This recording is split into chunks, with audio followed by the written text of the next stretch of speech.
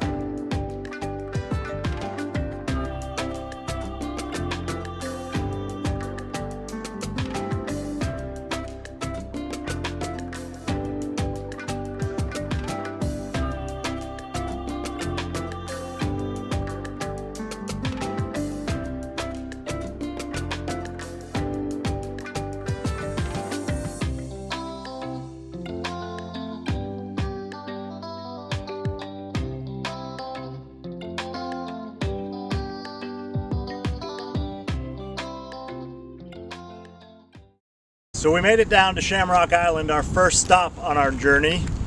And we were talking about when we left Tapawingo Park about how the Wabash River is the longest undammed river east of the Mississippi. The Wabash River has 12 major tributaries or other rivers leading into it. Some of these tributaries you may or may not have heard of, but some of them empty into the river right here in Tippecanoe County. Things like the Tippecanoe River, the Wildcat Creek, and Sugar Creek, to name a few. So going back in time though, as America was actually flourishing, the Wabash and Erie Canal was a shipping canal that actually linked the Great Lakes together to the Ohio River via an artificial waterway. So the canal actually provided the pioneers at that time with access from the Great Lakes all the way to the Gulf of Mexico. So that was a huge span that they had that connected all these together. The Wabash-Erie Canal is the longest canal ever built in North America. The only reason the canal stopped being the major means of transportation of goods is because we started relying on railroads a lot more.